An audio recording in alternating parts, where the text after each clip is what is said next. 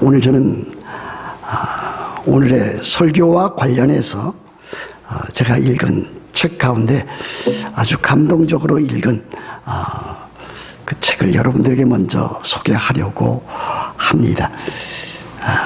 그 책의 제목은 파인애플 이야기라고 하는 제목을 가지고 있습니다. 아마 여러분들 가운데서도 그 책을 보신 분이 혹시라도 있는지 모르겠습니다. 마치 어린아이를 위한 동화처럼 아주 짧게 작은 분량으로 된 그 책인데 파인애플 이야기입니다. 어느 선교사 가정의 이야기가 되겠습니다. 선교사 가정이 지금의 파푸아 뉴기니아, 오스트레일리아, 그 호주 그 위편에 뉴기니아 섬이 있지 않습니까? 그곳에 선교사로 떠나게 되었습니다.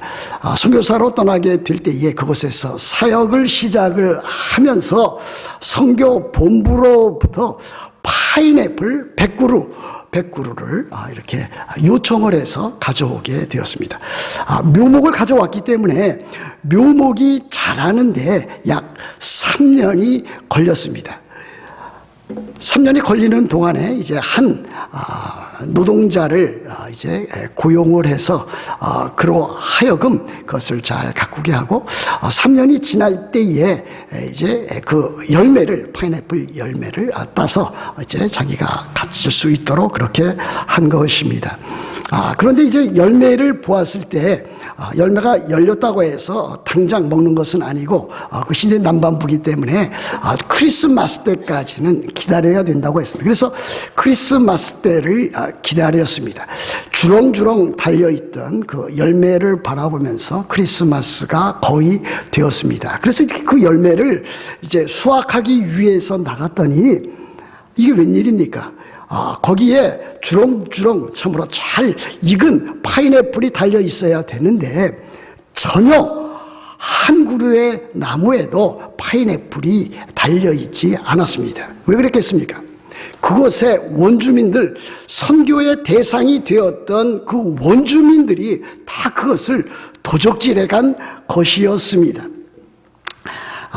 참으로 얼마나 엄청나게 놀랄 만한 일이었겠습니까? 또 엄청나게 크게 화날 만한 일이었겠습니까? 여러분 같아도 그렇게 되지 아니했겠습니까?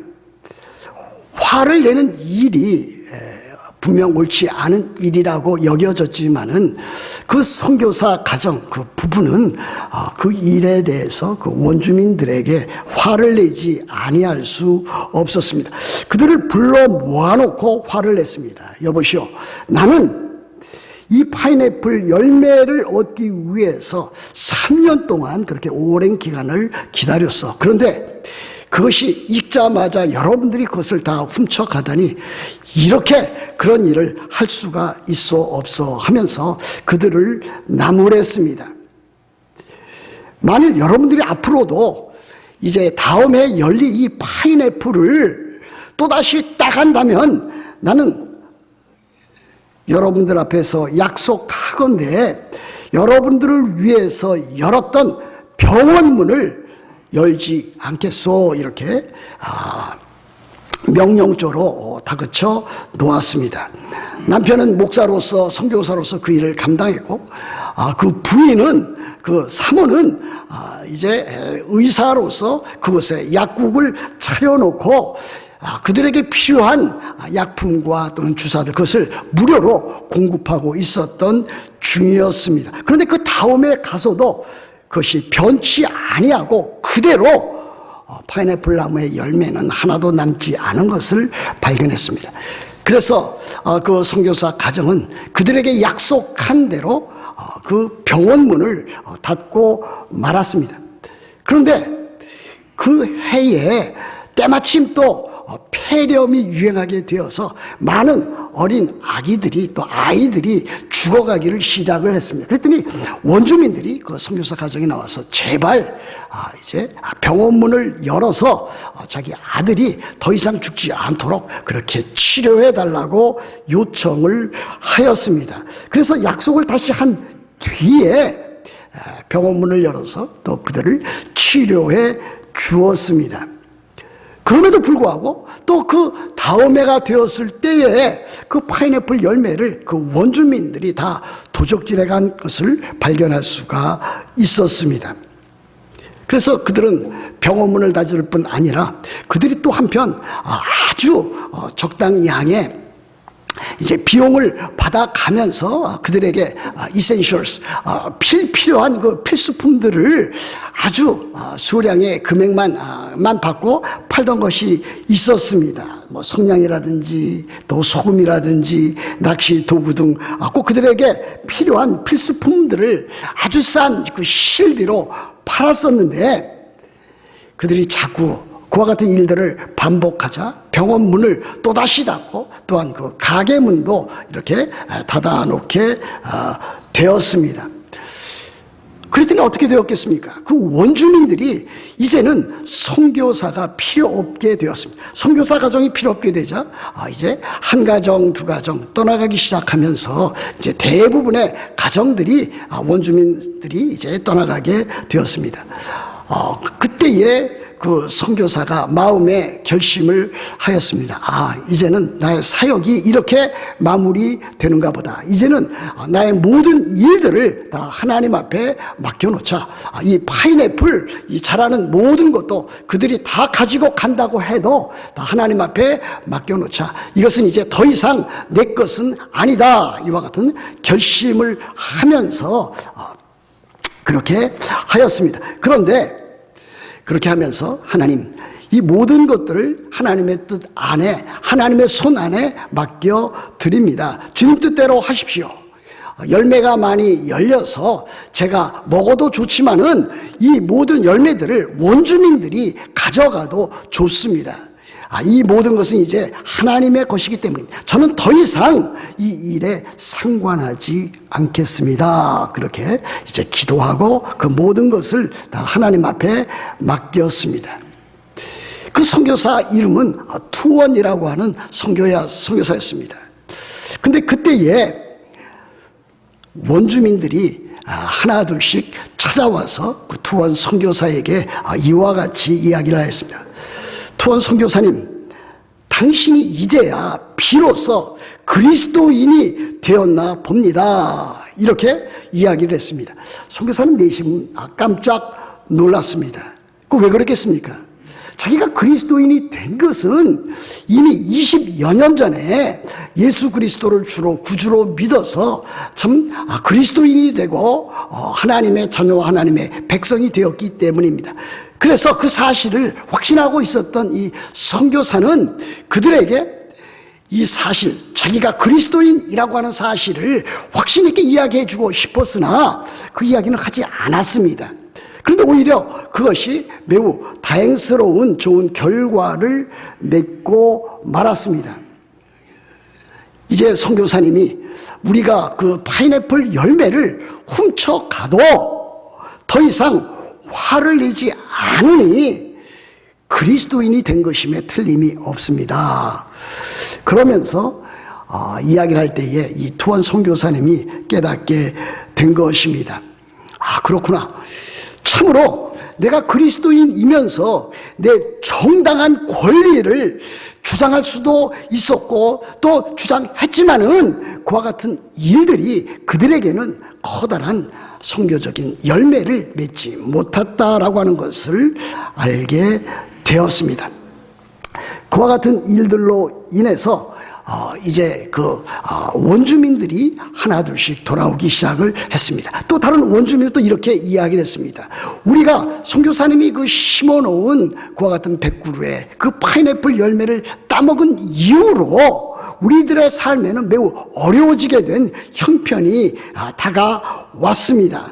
그래서 그 일로 인해서 사냥을 가도 사냥의 그 열매를 얻지를 못하고 농사를 지어도 농사가 제대로 되지 아니했습니다. 또 우리가 그것을 훔쳐감으로 말미암아 우리들의 양심에 참 가책을 받게도 되었습니다.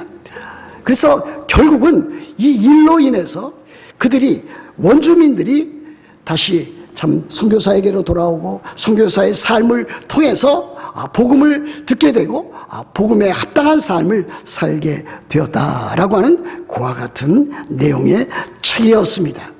이제 그 파인애플 훔치는 일도 그 원주민이 그만두게 되었고 그 열매를 이제 스스로 자발적으로 원주민들에게 그 선교사 가정이 제공했던 것을 볼 수 있겠습니다. 이와 같은 일들이 우리들에게 주는 가장 커다란 교훈은 무엇입니까? 우리 그리스도인들은 마땅히 다른 사람들에게 정당한 요구를 할 수 있습니다.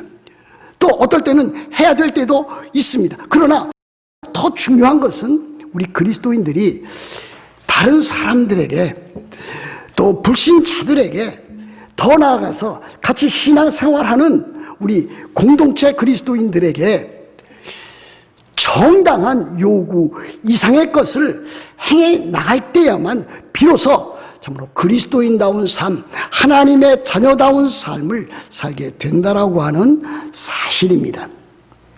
여러분 베드로전서 2장 21절을 보십시오. 이렇게 되어 있지 않습니까? 이를 위하여 너희가 부르심을 받았으니 그리스도도 너희를 위하여 고난을 받으사 너희에게 본을 끼쳐 그 자취를 따라오게 하려 하셨느니라 그랬습니다. 이를 위하여 그랬습니다. 이를 위하여라고 하는 말은 그 앞에 나와 있는 참으로 부당하게 고난을 당해도 참고 참으면 하나님을 생각함으로 그 슬픔을 참으면 더 나아가서 선을 행함으로 고난을 참으면 바로 이와 같은 일을 위하여 하나님께서 우리를 부르셨다라고 하는 것을 가르치고 있는 것이 아니겠습니까? 바로 그렇습니다.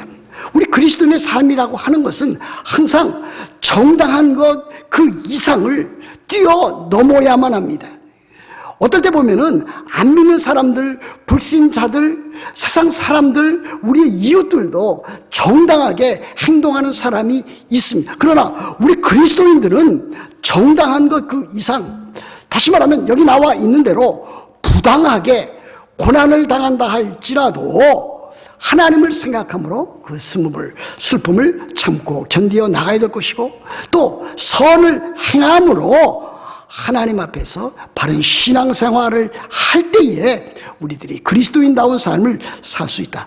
그 일을 위해서 우리가 부르심을 받았다라고 하는 것을 우리들에게 가르치고 있습니다. 그러면서 이 사도 베드로는 그와 같은 일들을 행할 수 있도록 우리들에게 참다운 모범, 이그젬플, 그 본보기를 우리들에게 보여주고 있습니다. 이렇게 되어 있지 않습니까? 그리스도도 너희를 위하여 고난을 받으사 너희에게 본을 끼쳐 그 자취를 따라오게 하려 하셨느니라 그랬습니다. 본을 끼쳐 그랬습니다. 우리 주님께서 우리의 이그젬플이 되시고 모범이 되시고 본이 되십니다. 여기 본이라고 하는 것은 제가 초등학교를 이제 당시는 국민학교였죠. 국민학교 지나서 이제 중학교 이제 입학하게 될 때에 영어를 배우게 되었습니다. 영어 맨 처음 배울 때 배우는 게 뭡니까? 알파벳을 배우고 있지 않습니까? A부터 시작해서 쭉 이제 Z, G까지 우리가 그것을 배우는데 대문자, 소문자를 배웁니다. 또 그것을 쓰기를 배우는데 쓰는 것을 할 때에 우리들이 펜맨십이라고 하는 그와 같은 책자를 통해서 노트를 통해서 우리들이 그 연습을 하게 됩니다.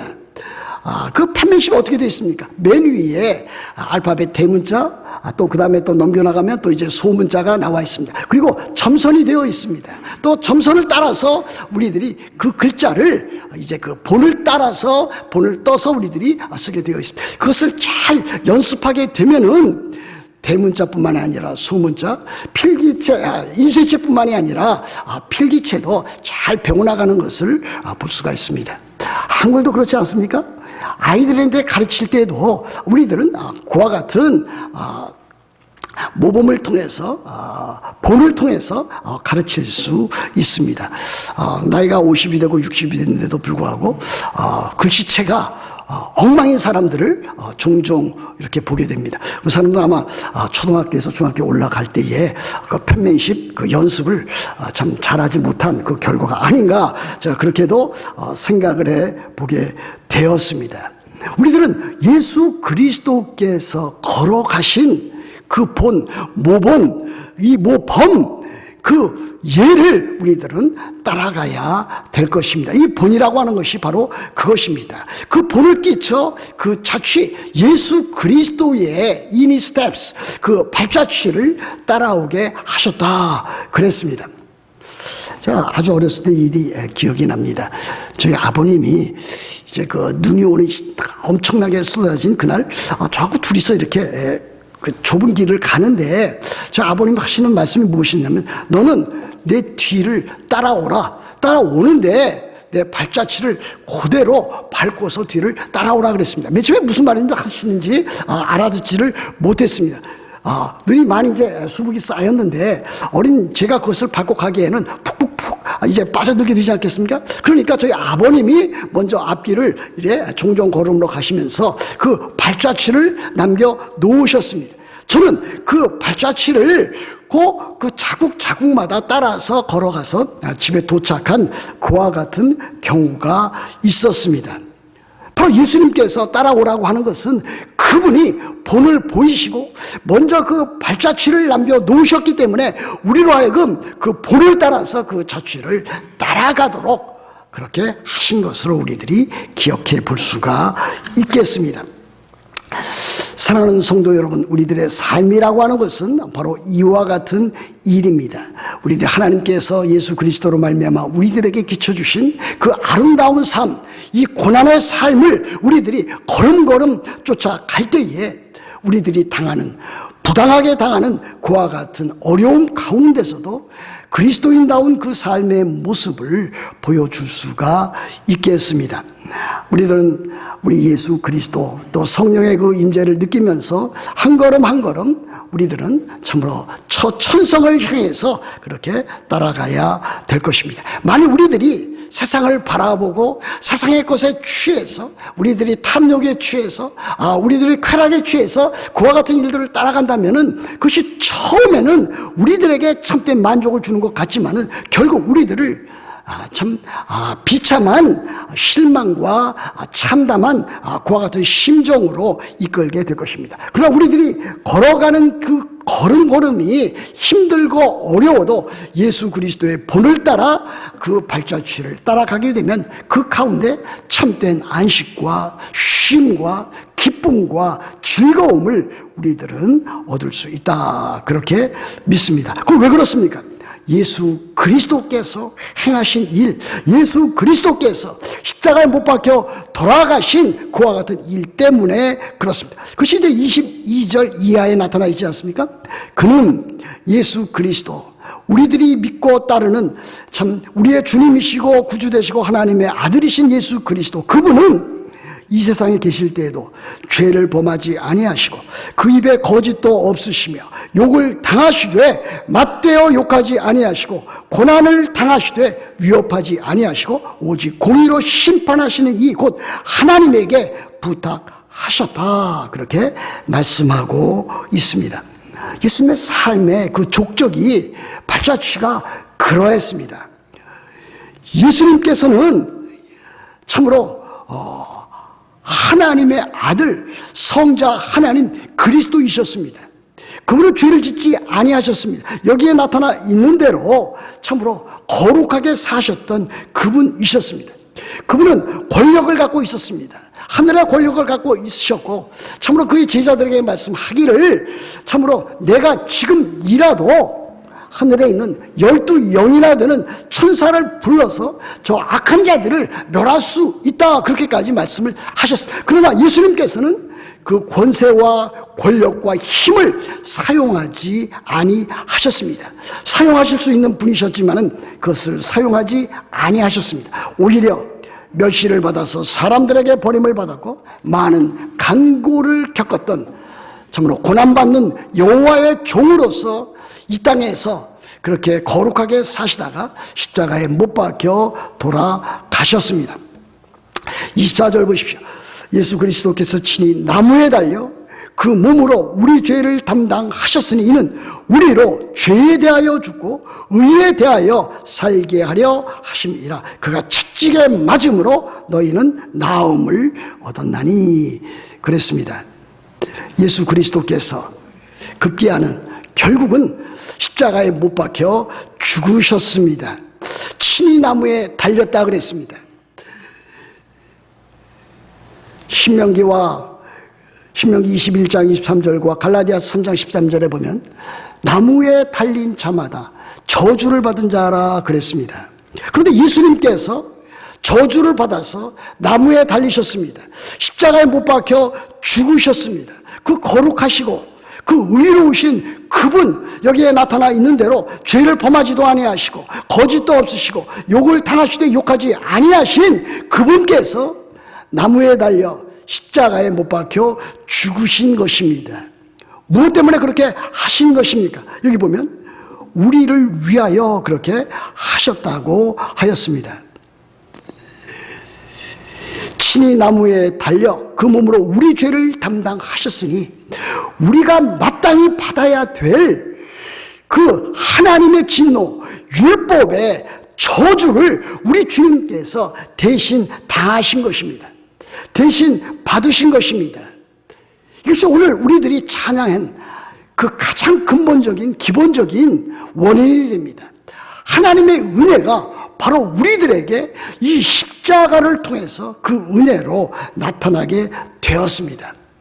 예수 그리스도께서 나를 위하여, 나를 대신해서, 우리를 위하여, 우리를 대신해서 십자가에 못 박혀 죽으심으로 우리의 죄를 담당하심으로 우리의 죄가 용서함을 받고 우리가 참으로 하나님의 자녀되는 그와 같은 일들을 누리게 되었다 하는 것 보여주고 있지 않습니까? 그 다음에 보십시오. 이는 우리로 죄에 대하여 죽고 의에 대하여 살게 하려 하심이라 그랬습니다.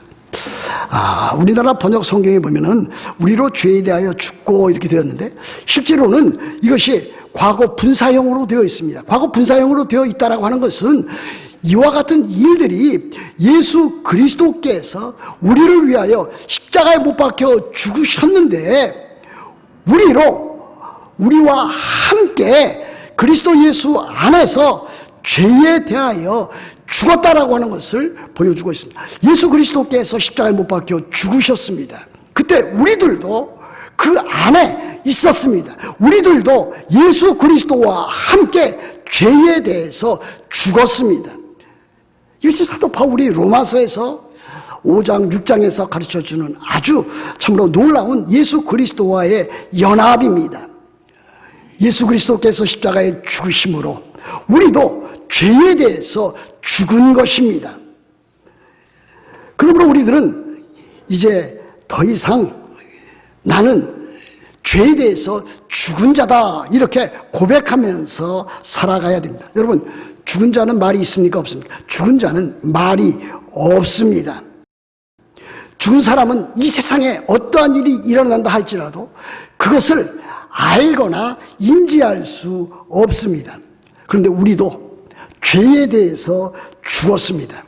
우리는 죄에 대해서 이제 시체일 뿐입니다. 이제 죄에 대해서 더 이상 이제 이 세상의 유혹에 대해서 반응을 나타내 보이지 말아야 됩니다. 나는 세상의 죄와 욕심과 유혹에 대해서 죽었다 이렇게 복창하면서 우리들이 살아가야 합니다.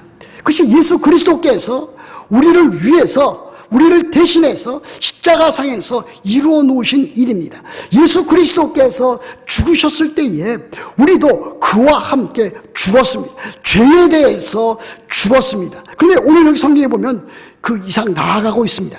우리로 죄에 대해서 죽었고 의에 대하여 살게 하려 하심이라. 이제 우리들은 어떠한 신분의 사람이 되었는가? 의에 대해서 살아가는, 또 살아가야만 하는 하나님의 자녀와 하나님의 백성이 되었다라고 하는 것을 보여주고 있습니다. 예수 그리스도의 십자가를 통해서 우리는 죄에 대해서 죽었습니다. 예수 그리스도의 그 부활을 통해서 우리는 다시 살아났습니다. 우리들은 새 생명을 얻었습니다. 새로운 삶을 살 수 있는 자가 되었습니다. 이것이 의에 대해서 살아가는 또 살게 마련인 자라고 하는 것을 보여주고 있습니다.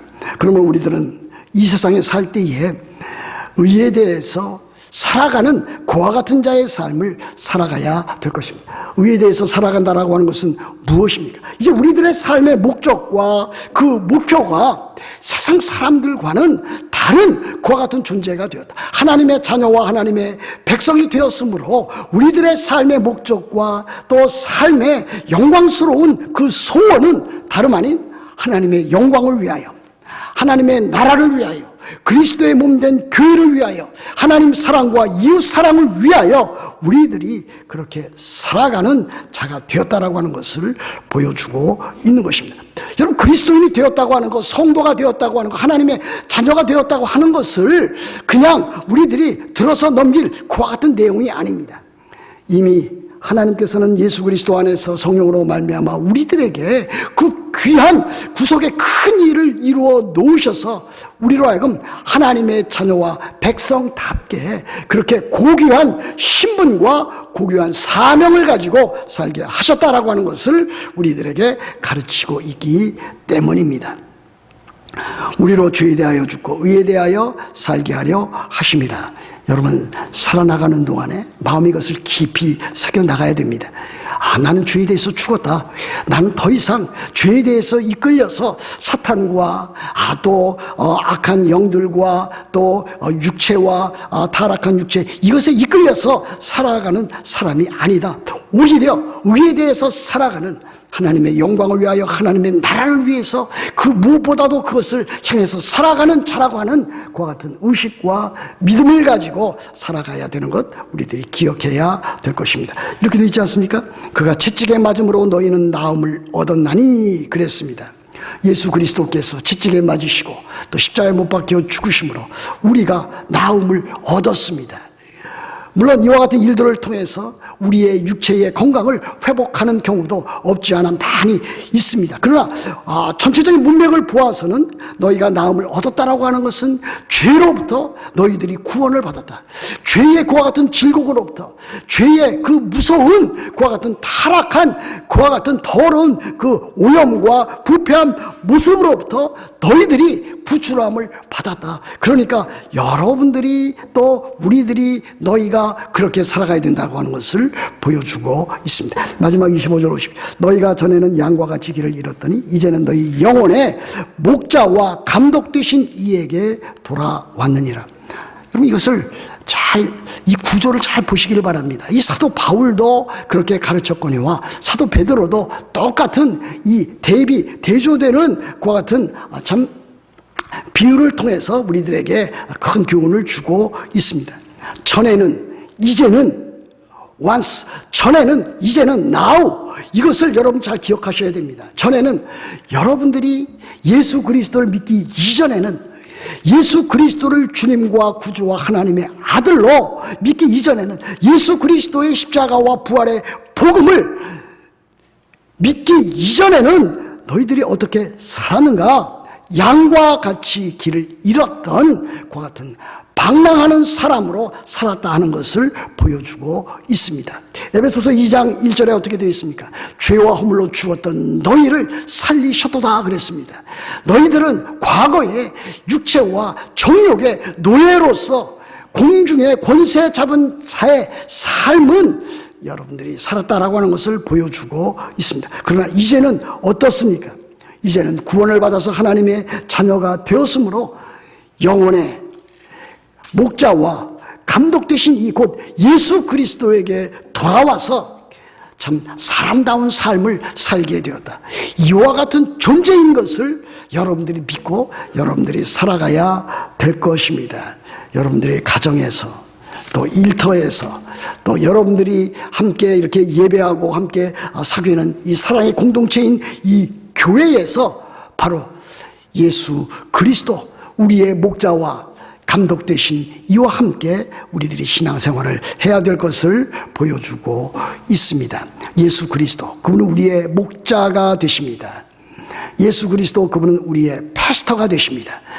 예수 그리스도, 그분은 우리의 목자장이 되십니다. 예수 그리스도 그분은 양의 큰 목자가 되십니다. 우리 주 예수 그리스도가 되십니다. 여러분들이 예수 그리스도와 함께 살아가면 그분께서 여러분들을 참으로 다스려 주시고 여러분들의 필요한 모든 것들을 공급해 주시고 여러분들을 잘 헤아려 살피시는 감독이 되셔서 여러분들의 삶을 풍성하게 이끄실 것임에 틀림이 없습니다. 예수님은 무엇이라고 말씀하셨습니까? 우리들이 잘 아는 요한복음 10장 10절에서 예수님께서는 내가 온 것은 양으로 생명을 얻게 하고 더 풍성히 얻게 하려는 것이라 그랬습니다. 예수 그리스도에게로 나아가면, 예수 그리스도를 믿으면, 예수 그리스도를 알아가면, 예수 그리스도와 교제하면 우리들은 생명을 얻을 뿐만이 아니라 이 세상에서도 더 풍성한 그와 같은 삶을 살게 될 것임에 틀림이 없습니다. 그러면 우리들은 참으로 어렵고 힘든 이와 같은 삶의 질곡 가운데서도 염려하거나 근심하거나 두려워하지 아니하고 하나님께서 우리들에게 주시는 마음의 평안과 기쁨을 가지고 우리들은 두려움 없이 하나님의 은혜 가운데서 한 걸음 한 걸음 신앙의 전진을 해나갈 수 있다고 믿습니다. 이제 말씀을 마칩니다. 여러분들이 살아나가는 동안에 참으로 부당한 대우를 받을 경우가 있습니다. 저도 그와 같은 일들을 겪었습니다. 그러나 그와 같은 일들을 우리 그리스도인이 겪을 때 어떻게 해야 될 것입니까? 부당하게 그와 같은 일들을 만나도 부당하게 고난을 받아도 하나님을 생각함으로 예수 그리스도께서 겪으신 그 고난의 발자취를 따라가야 되는 것이 우리 그리스도인의 임무고 또 해야 할 일이라고 믿습니다. 하나님께서 여러분들과 함께 하셔서 여러분들이 겪고 있는 여러 가지 마음의 슬픔과 아픔과 고난, 부당하게 당하는 모든 일들 가운데서도 여러분들이 예수 그리스도를 따라감으로 하나님께서 주시는 은혜로 여러분들의 삶 가운데 풍성한 그와 같은 하나님의 자녀의 삶이 넘쳐나시기를 우리 주 예수 그리스도의 이름으로 축복합니다.